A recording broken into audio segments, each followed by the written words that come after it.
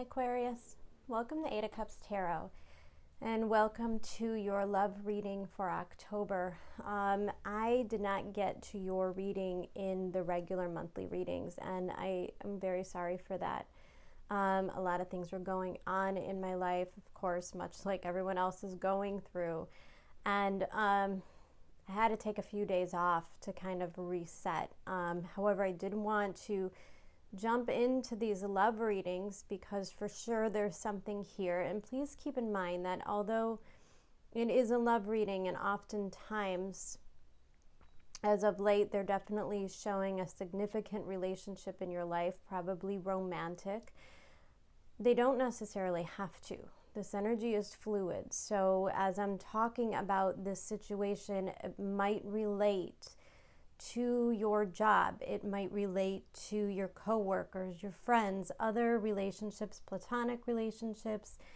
It might come into play here. So I'm pretty confident that these readings are going to cover you for the time period of about mid-October to mid-November.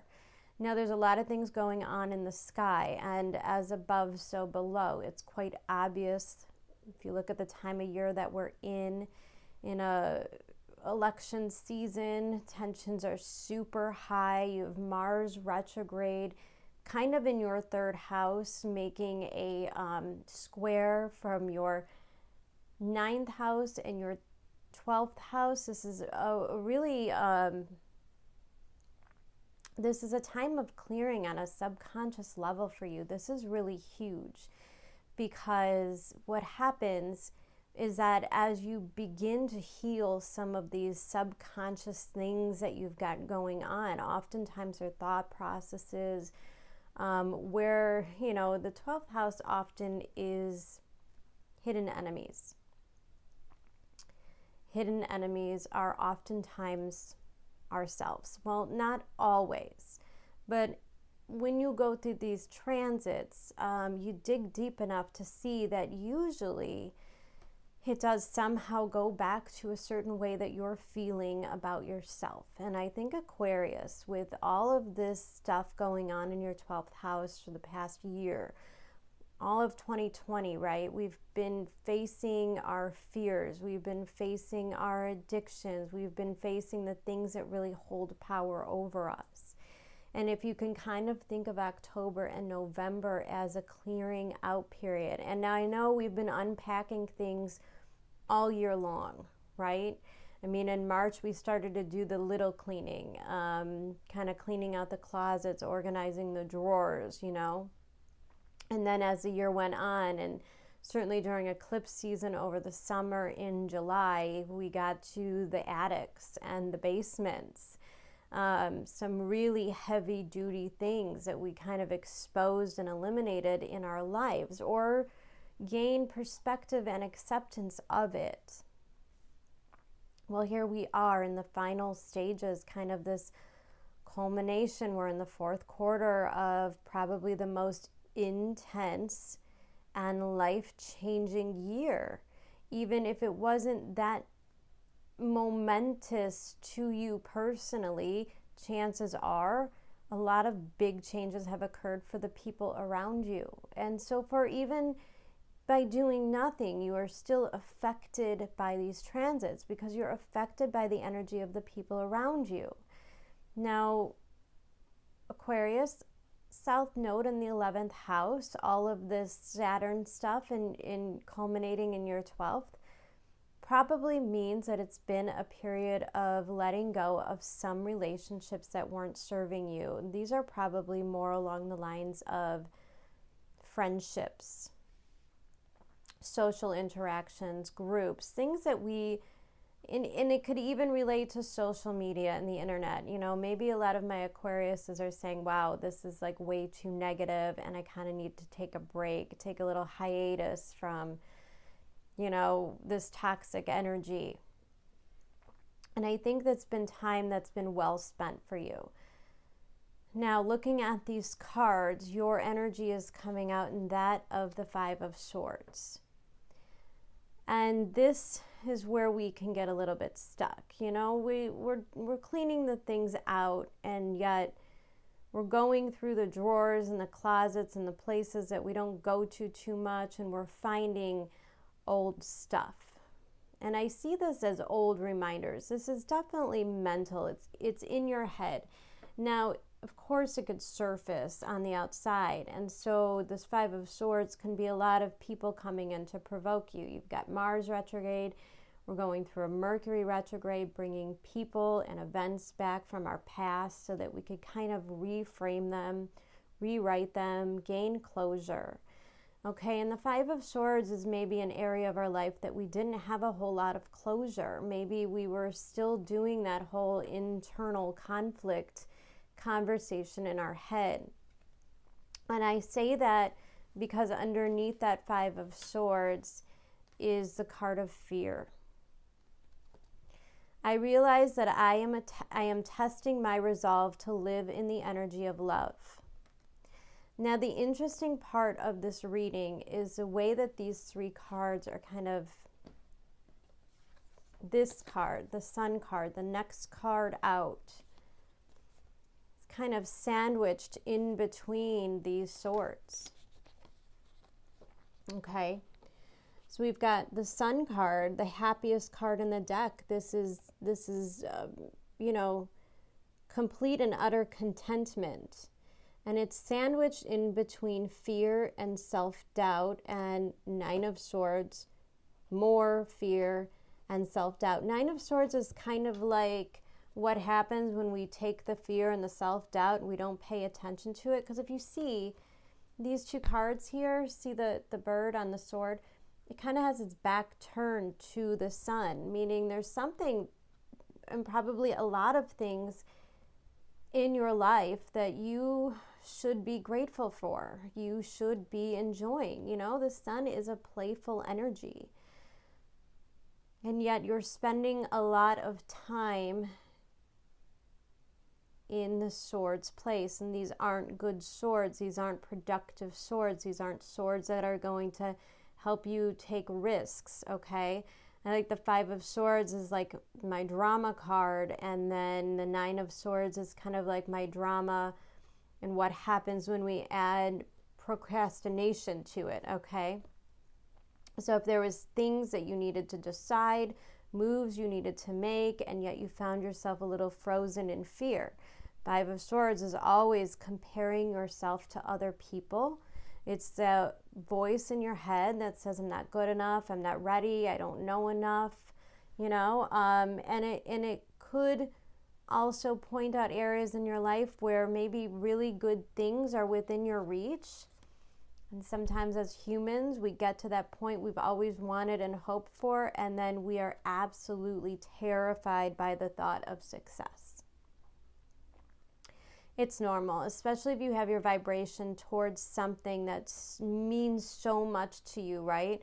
There's maybe a thing or a person that you really ultimately want so bad. And so it's so natural that the thoughts in our head revolve around what happens if this doesn't work out? What happens if this person breaks my heart? What happens if everything falls apart?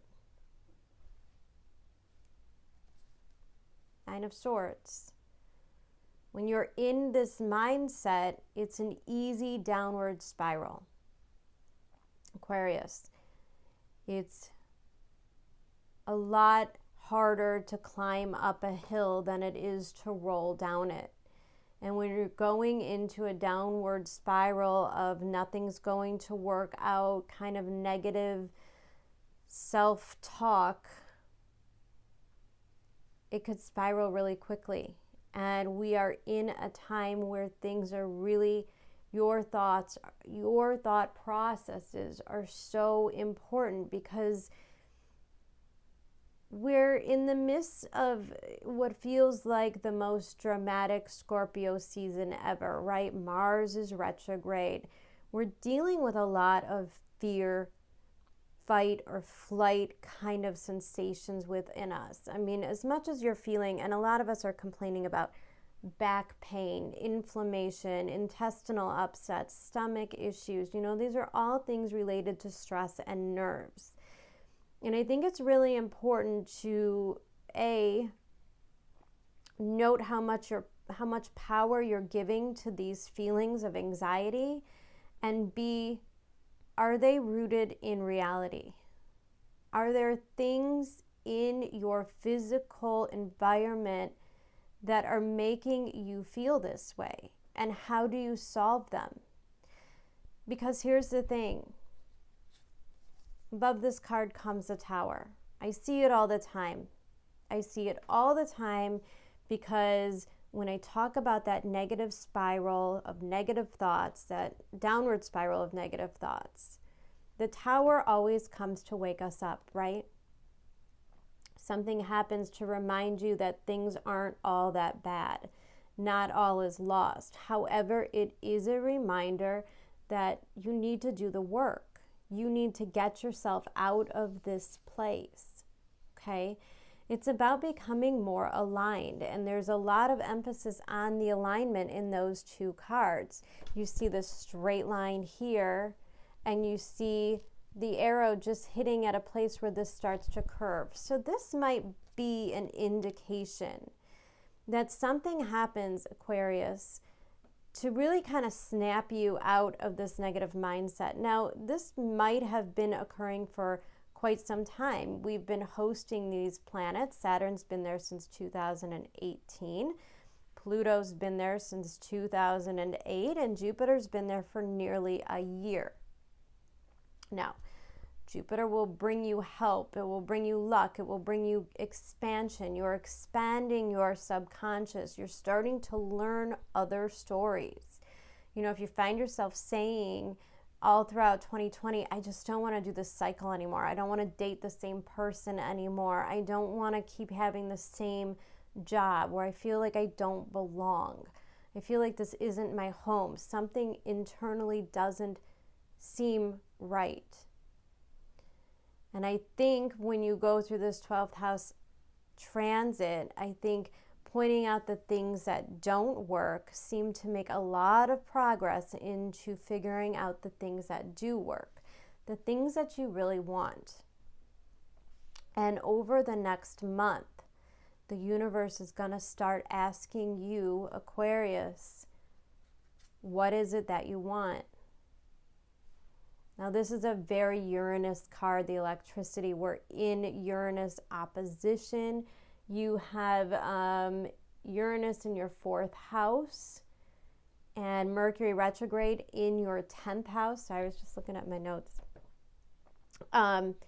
So these are really big things about, it could go from your childhood, your family beliefs. The 4th house is all about roots. And when Uranus comes through there, it kind of highlights those old ways of thinking and doing, the old ways of operating. So if you have been operating for a really long time out of this negative place, out of feeling like things don't work out for you, then rest assured this month something really does come in to heal this once and for all. Now, we are making our way, Aquarius. This is so important for you to understand. We are making our way towards an eclipse season in December with a Jupiter-Saturn conjunction in your sign on the winter solstice. If you want to talk about change, you are about to step into a huge transformation. So it's really important that you pay attention to this stuff. Pay attention to your mental health, to the things that you believe in, to the things that you're asking the universe for. And when you're in a 9 of Wands place, it means you're not in a place of faith. Next to the 9 of Cups, next to the 9 of Wands is the 8 of Cups.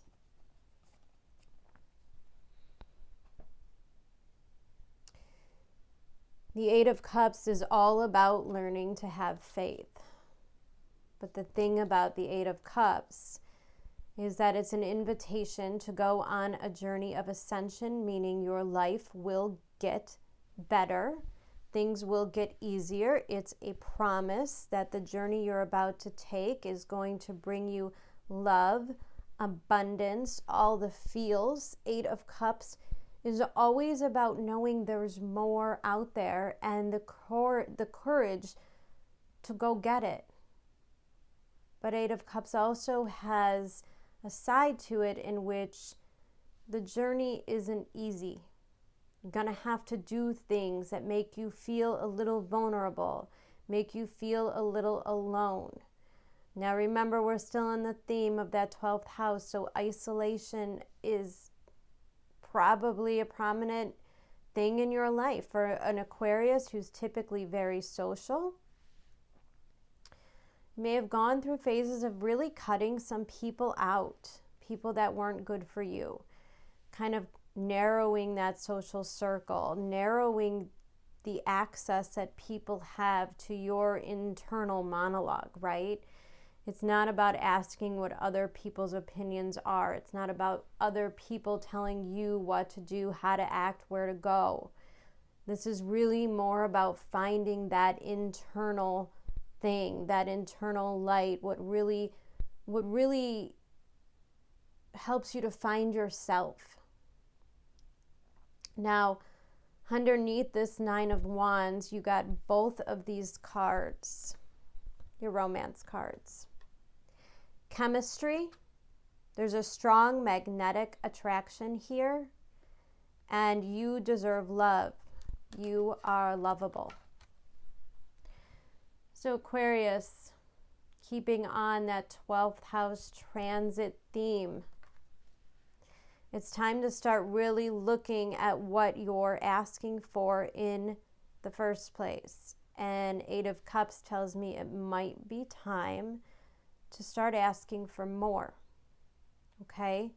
Now, if you have your eye on somebody and there seems to be a lot of chemistry, the worst thing you could do right now is say, oh, that person would never be interested in me, or I'm not good enough, or I'm not ready, okay? Those are all 2019 themes. We're not there anymore. In 2020, we realized who we are.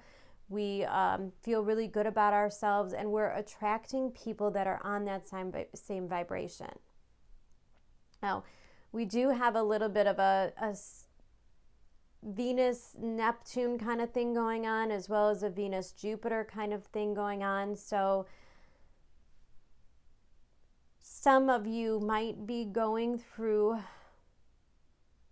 a little bit of a seeing things for what they really are. Okay? Again, the Sun card, this happiness, this freedom, this authenticity is sandwiched between all of these feelings of guilt, unworthiness, shame.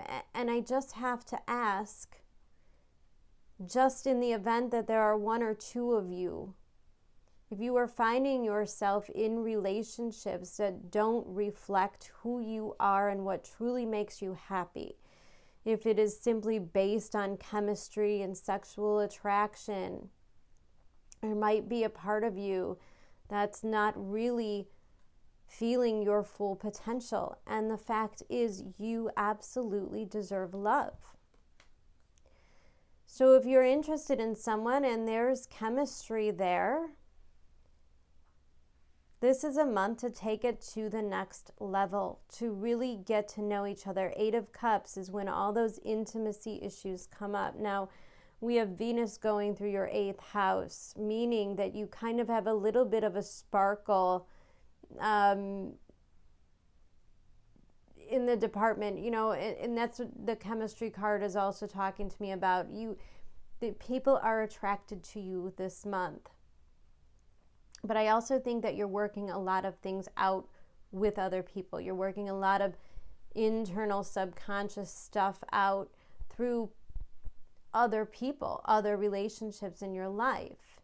And the 8 of Cups says you can't be afraid to walk away from things that are never going to give you what you truly desire, okay? If you're holding on to relationships because there's just chemistry or is good sex, but this person really doesn't make sense on paper. They don't want the same things you want. Because Aquarius, I think the things that you want are starting to really mature. I think they're turning into things that you really love, the Sun card. Maybe some of you are kind of doing a review on your life and thinking, you know, I really just want to settle down. I want to have those babies. I want to have that husband, you know.